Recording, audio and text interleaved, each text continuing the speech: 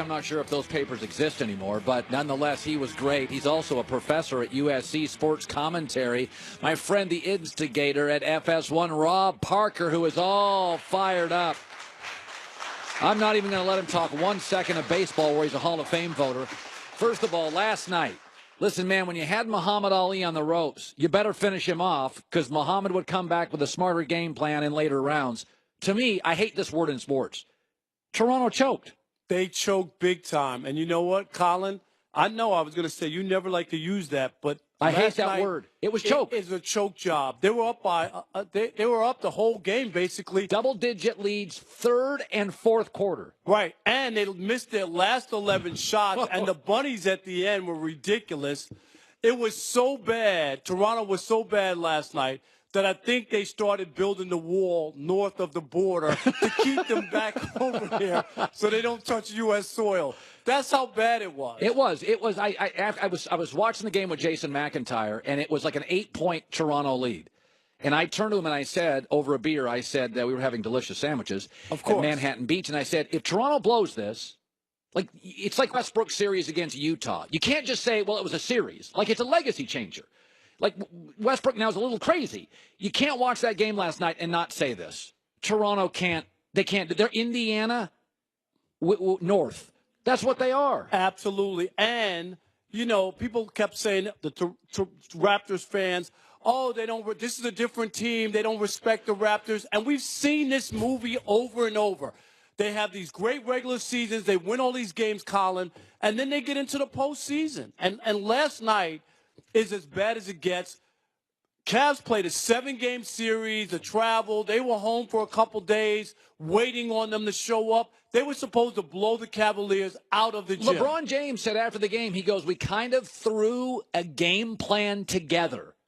And by the way, at the end, they were the team that executed.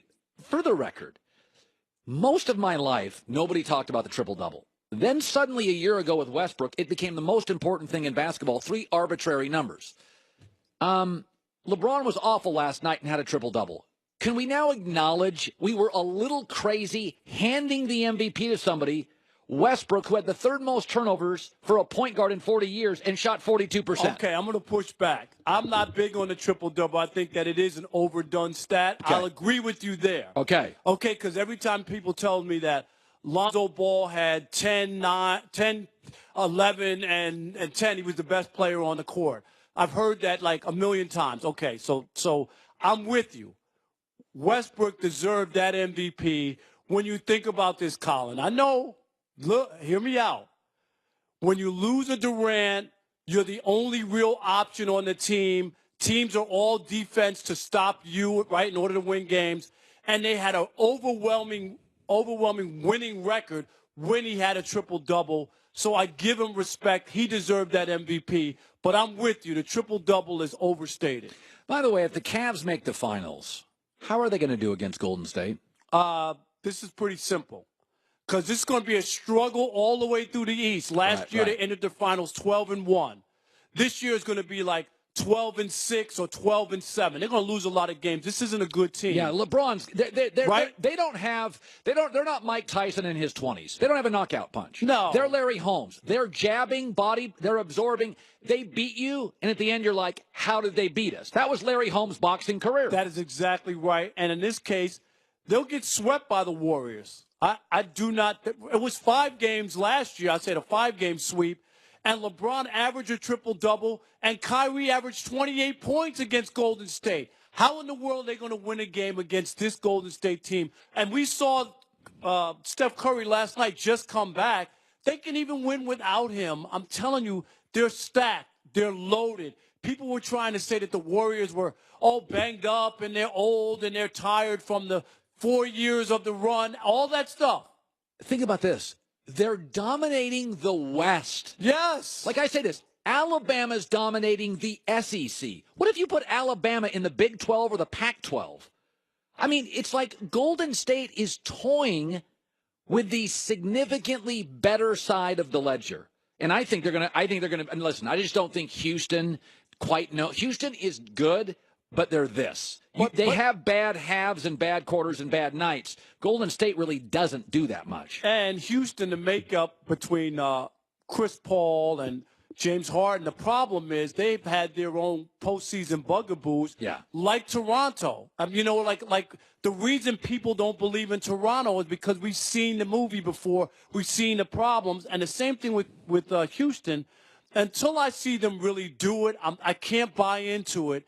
They've had great regular seasons before. Mike D'Antoni, we've seen him with Phoenix have all these great seasons, win 65 games. They never made it to the finals. Fool me once, shame on you. Fool me twice, shame on me. I'm the same way with Houston. All right, so here's Charles Barkley last night, and he's getting some pushback. Here is Sir Charles talking about a moment at the end of the half, Golden State and New Orleans. Some friendly chatter between Rajon Rondo and Draymond Green. That's what you want to call it? What do you want to call it, Chuckster? I just want somebody to punch him in the face. I really do. I just want somebody to punch him in the face. Why, you don't like Draymond? Yo, Jay in Atlanta. I want to punch him in the face. Why you don't like Draymond? I'm just telling you, I want to punch his ass in the face. I do. Why? What makes you upset? You asked me a question, I'll give you I didn't ask you, do you want to punch him? You said, I said, why? When Chuck get like that, just leave him alone. No, I like that's television gold right there. Okay, you're doing a communication debate class at USC. What do you make of that TV? That's great TV. It just is. And I know people don't want to talk about, promoting violence or punching people in the face, but that's not what that was. That was when Charles Barkley played in the NBA, you had tough guys who would have not taken that. You know that, right? Yes. You think Charles I remember Charles Barkley and Charles Oakley in a playoff series, Knicks and 76ers, where they wanted to call 911 after those two guys were finished playing. That's how much it was. And these guys, it's not the same league. It's just not. It's a skinny jeans league, and Draymond and Rondo are two of the guys that wear Levi's. They're not skinny jeans guys. Absolutely. And the league has changed. And I'm not saying that you want people to sucker punch people or do something, but there's it's a physical game. And you get heated and things happen. And it's been by the way, Rondo's a tough guy. Don't kid yourself. Oh, yeah, no. Yeah, it's not like this is Draymond. Rondo's a tough guy. Rondo will fight you. And by the way, what was happening last night is Draymond Green was talking trash about the Pelicans, and Rondo stepped up and said, no, you don't. Right, I'm not going to let you do that. To my team. And I get it. And you know what? You just don't have enough of that in the league anymore because I remember when Stern decided that he didn't want it and was going to, penalize people and take away money if they engage. But basketball is like that. I don't have an issue with it. It's a physical game. By the way, you covered the Pistons.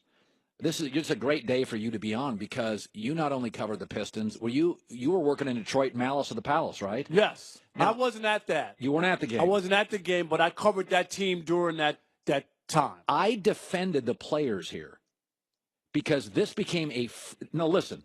These are tough guys, but this became a frightening environment for players. You had fans screaming, yelling, swearing. You could see that guy, the bald guy behind. You had people throwing stuff at players. Do you remember covering that? I remember the whole thing. The problem with it is that I think was dangerous is once you enter the stand. Now, when fans come on the court, right, I think as a player you have the right to defend yourself. You can't go in the stands throwing chairs. There could have been a child, a kid, Colin, in the stands that could have been hurt. You just don't Look at that. Somebody threw stuff at a player. Yeah, you don't want to enter. You don't want to enter the stands. No, I agree with that. You know what I mean? But if they come down on the court, you have to defend yourself. You don't know what a guy's going to do, and you have the right to defend yourself once they leave the stand. That was an ugly scene there. Yeah, but again, they went back and they found out who all these fans were who were down there, and a lot of these people were not good people. You have a responsibility as a fan to stay in your seat and not do that level of garbage. Absolutely. Okay, Professor Rob Parker. You are a professor. It's unbelievable, and I'll say I have my final exam on Tuesday. And that's it. My first time ever teaching. Let's hear it for thoroughly Rob. enjoyed it. Let's hear it for Rob Parker. Thank you. Professor Rob Parker. Anything's possible in this world. All right, final hour from L.A. It's The Herd. so much of